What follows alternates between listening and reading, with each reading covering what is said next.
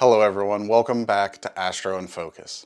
Today, we're going to talk about how I started astrophotography and the journey I've had from my very first deep sky photo up until my most recent. Thank you to all my subscribers, and I encourage you to subscribe to this channel so you don't miss out on future content and live stream star parties from the AIF Observatory.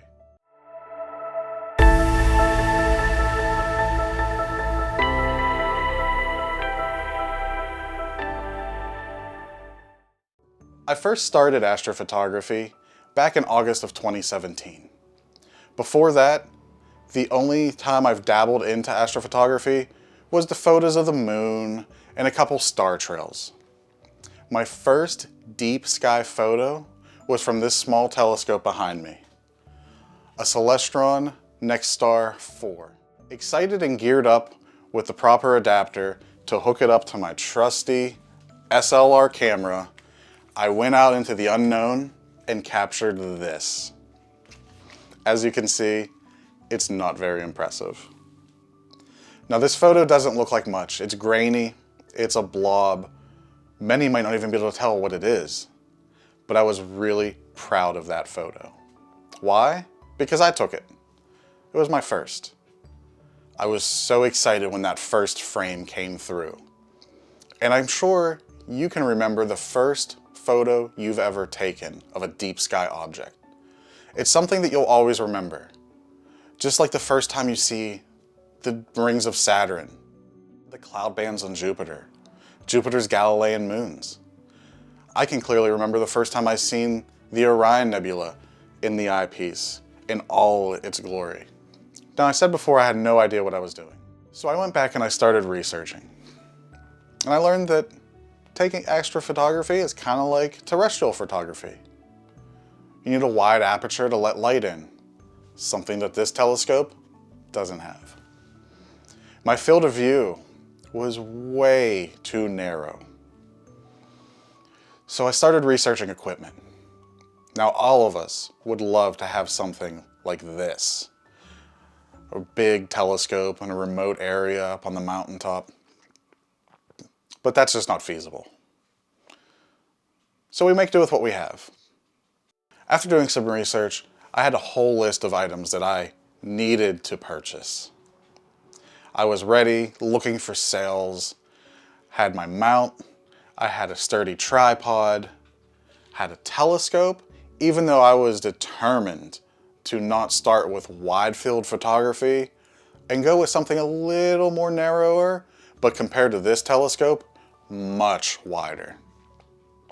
I had my guide camera, guide scope, had everything set up. The problem? It was a little costly. So off to Craigslist I went. And I happened to find a telescope that after talking to my local astronomy club was not recommended at all. First, it still had too narrow of a field of view. It had a 1,000mm focal length. I was excited. It was f4. I'd be able to capture light quickly and get much better imaging. The mount, good. Tripod, good. Guide scope, okay. Guide camera, okay. Telescope, run away.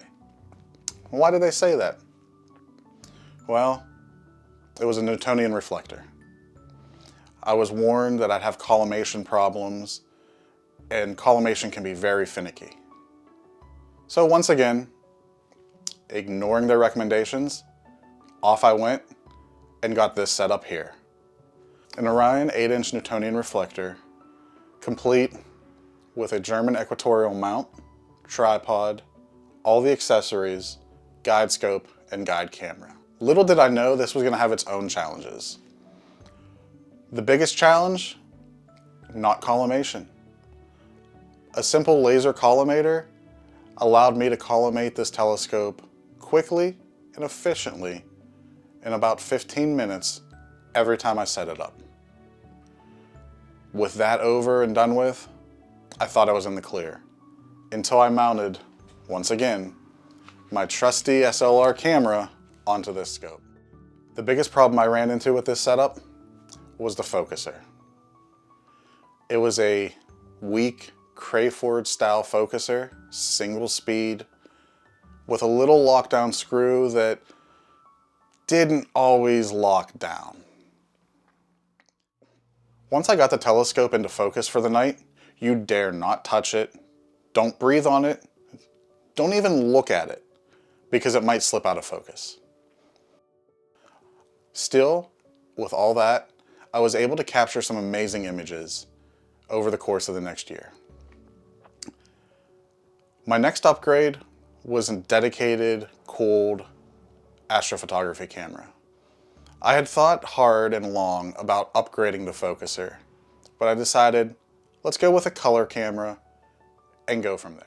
I used that up until 2020, when I got my current setup, which is a 4-inch refractor Losmandy mount, still using the same camera, still using the same guide camera, but now it's permanently mounted in an observatory. This telescope is not suited for astrophotography. The reflector, not suited for astrophotography, but if it's what you have, and this is your passion, use it.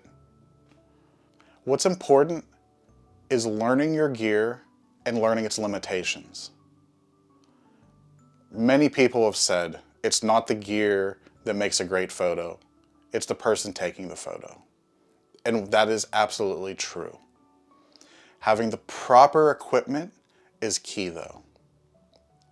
You can't go out expecting to take a good photo of the whole Andromeda galaxy with a telescope like this.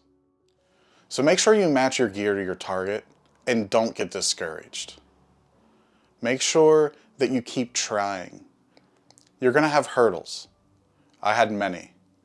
I'm still having hurdles with my setup 5 years later. The photo you're about to see of Andromeda doesn't include any bias frames or flat frames. It just has darks that were taken years ago that I haven't had a chance to update.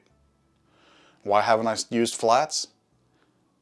I built the observatory this year, and with the unseasonably warm and wet weather we've had, I haven't been able to access the observatory to get my DIY flat panel installed. I'm also not sure if the flat panel that I made is going to even work. If not, I'm going to look into taking sky flats. And that's something that we might cover in a future video. So you're going to see this picture is far from perfect. But just like that first photo of Andromeda, I'm so proud of it. I'm so proud of where I started and the journey and the learning experience to where I am now.